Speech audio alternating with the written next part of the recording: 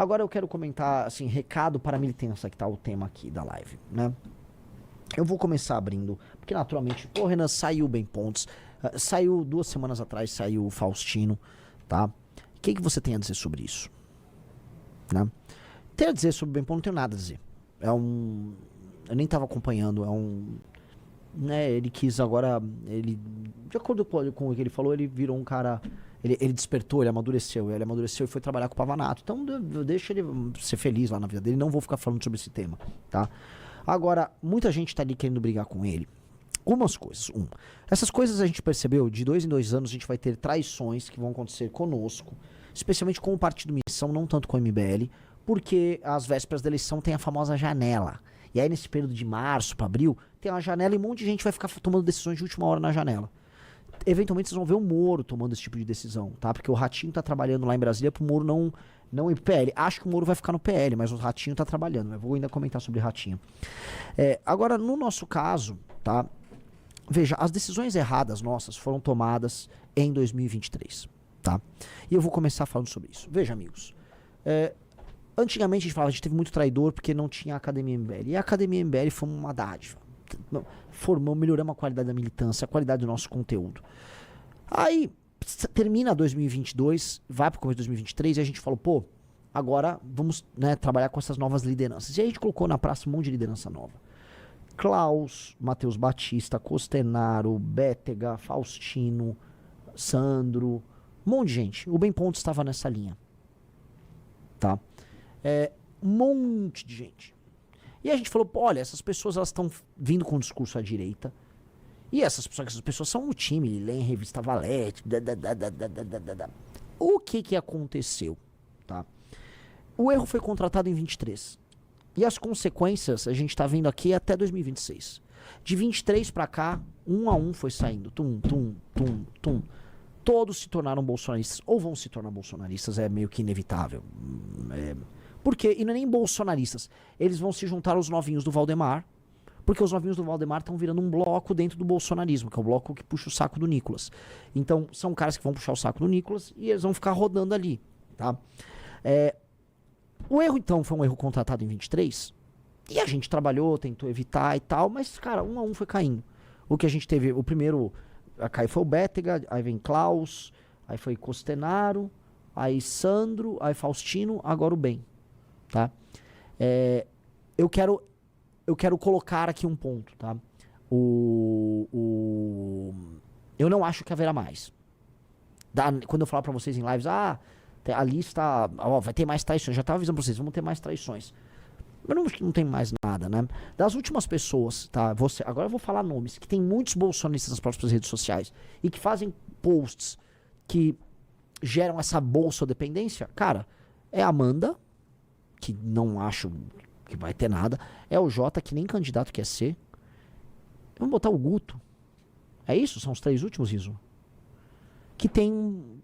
Só que assim, o Guto... Essas 3 pessoas são nossos irmãos. Eu não acho de maneira alguma que vocês vão ver problema nisso. Agora, são pessoas que naquela mesma época, 23, faziam conteúdos que ressoavam no bolsonarista. Entendeu? Que ressoavam no bolsonarista. Então, tá ali, mas não acho que vocês sequer tenham que... Só tô jogando assim. Quem é que tem ainda esse tipo de seguidor? Tá? Então, é isso. Tem, e eu acho que não veremos mais problema algum, tá? Isto posto, e agora que fez a limpa, saíram todos. Eu não acho que tem ao redor do Brasil. Até me levantem nomes aí, né, de gente que tem basicamente um farmador profissional de bolsominion. Se acharem, Renan, tem um farmador aqui e tal. Me apresente. Eu acho que acabou. Tá? Acho que acabou. Acabou. Vamos falar aqui os erros.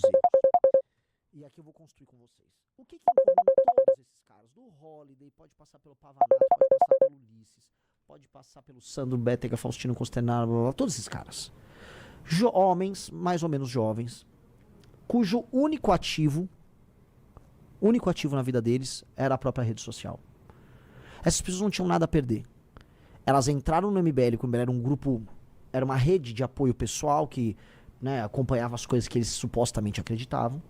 faziam parte daquela rede de apoio, e depois começavam a criar as redes sociais. Aí as pessoas trabalhavam para eles, os militantes todos trabalhavam para eles. Ajudavam, porque era o nome da causa, todo mundo ajudava, recebia em casa, editava vídeo. Aí, essa pessoa começa a construir um patrimônio pessoal. O patrimônio pessoal é a rede social dela. Porque na cabeça dela, a rede social dela permite que ela concorra a cargos, seja famosa. Aí ela constrói. A partir de certo ponto, como são pessoas ansiosas, e eu posso citar aí 90% desses nomes que eu citei, tomam medicação severa para ansiedade e depressão, ansiedade e/ou depressão, são muito ansiosos. Essas pessoas, elas começam a ver que nós somos um estorvo pro crescimento delas. Que não adianta nada eu ficar por aqui, porque eles estão atrapalhando as minhas redes sociais, a minha carreira. E aí, eles começam a tratar, eles não acham que é traição, nenhum deles acha que é traição. No fundo, eles acham que a gente é um estorvo pro crescimento deles. Cada um inventa um motivo diferente, mas a real eles acham que nós somos um estorvo pro crescimento deles. E aí, eles começam a desgastar a relação conosco antes, e depois eles viram bolsonaristas, onde eles acham que a rede social deles vai fluir. E vai fluir. E aí a vida deles vai acontecer. Por quê? A vida do Pavanato deu certo. Quem mais? Vamos falar as MBLs que ganharam eleições por aí. Pavanato, Quem é? Eu não tô vendo realmente tantos, né? Que Bolsonaros eram hard, assim?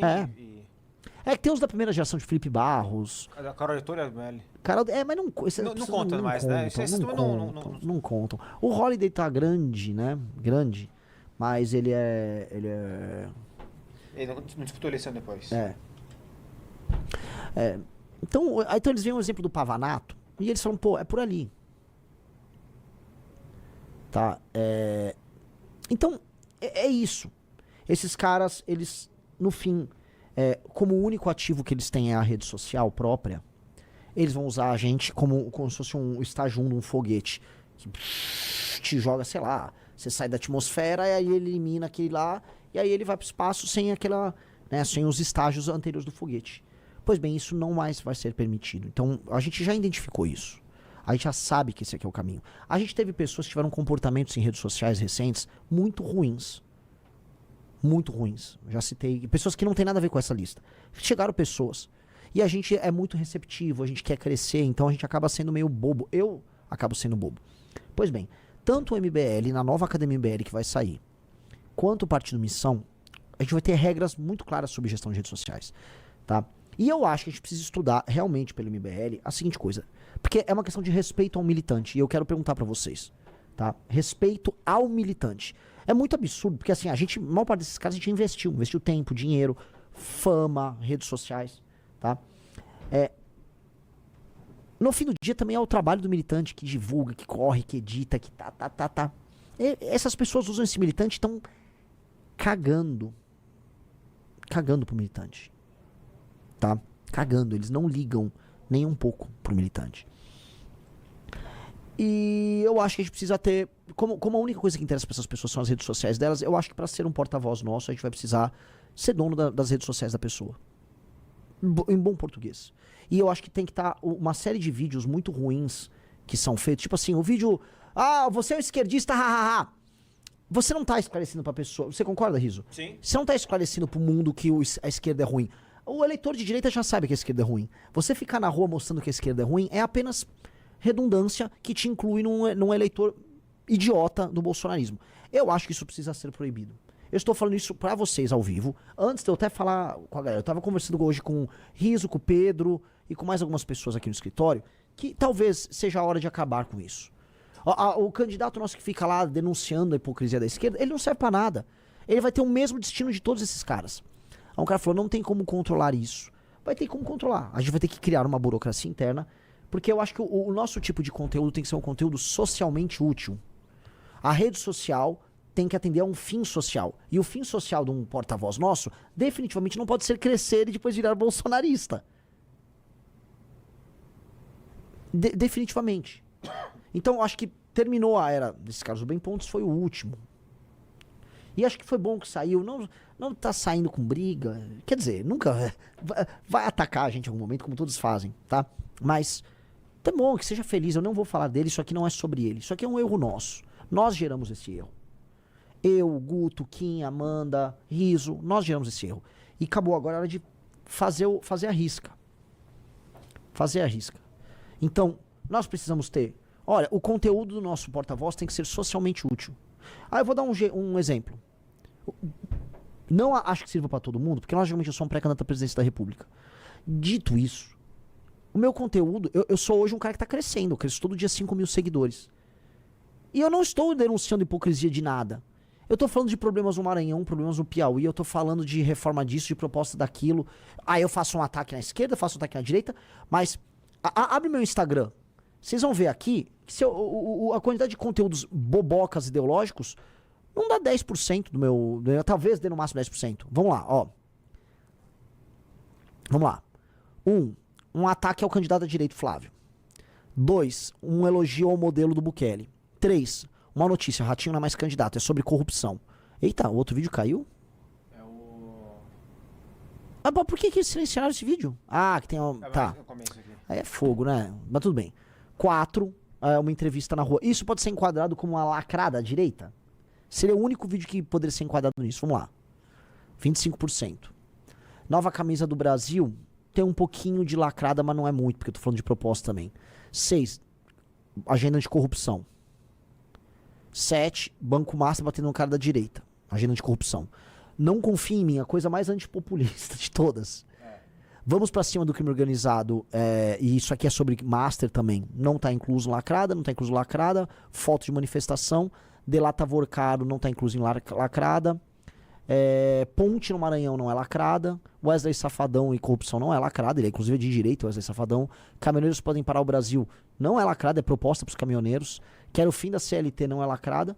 Então, eu tô crescendo sem precisar fazer isso. E muitas outras pessoas estão crescendo. O Bertolucci saiu de 15, 20 mil seguidores pra o quê? Quase 200 mil? Nem sei quantos Bertolucci tem. Por aí já. Cara, falando do escândalo do Banco Master e arrumando briga com o Ratinho.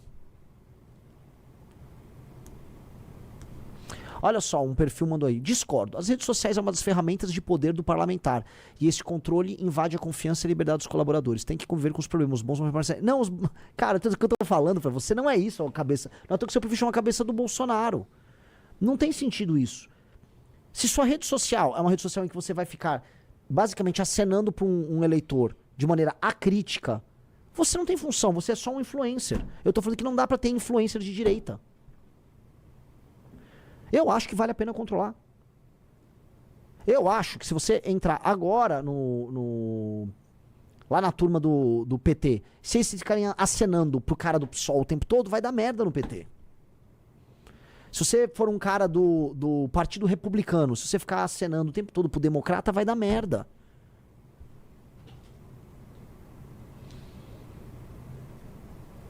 Entendeu? Então eu acho que vamos precisar fazer isso.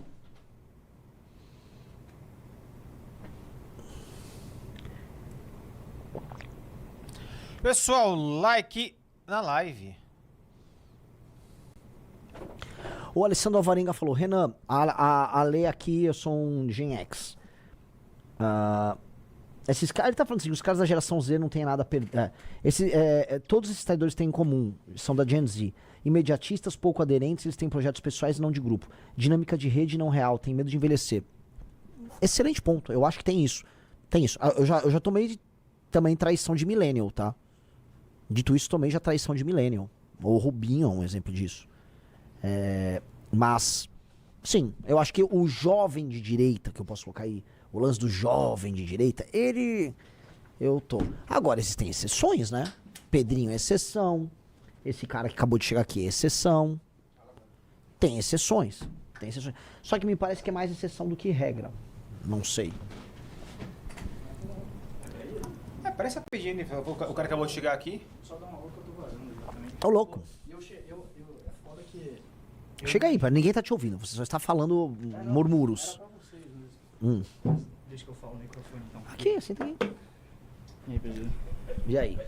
Não, eu cheguei aqui, eu tava lá fora conversando com a galera, eu falei, porra, eu não vou nem entrar, né? Porque vai estar o Renan xingando o jovem de direita lá, vai chegar eu, né? Você, eu já contei, né? Posso repetir. Pra vocês verem aqui, né? Assim, o Renan, pô, a gente me elogia, o Renan é uma grande liderança, eu sou um bosta. Isso será usado, vou estar na TV no campeão do Lula, Renan diz, eu sou um bosta, mas tava os casos de inimigos públicos, né, a gente ajudava financeiramente todos, e ele tava aqui em São Paulo, o programa não tinha ido bem, o que eu fiz com você? Conte. Ah, foi um corte de custos, fui embora, eu fui embora. Eu falei, eu não vou te dar salário nenhum, Ah. eu não vou te dar salário nenhum, não vou te dar ajuda de custo nenhuma, e ele foi lá se virar sozinho, em nome da causa com gente da militância.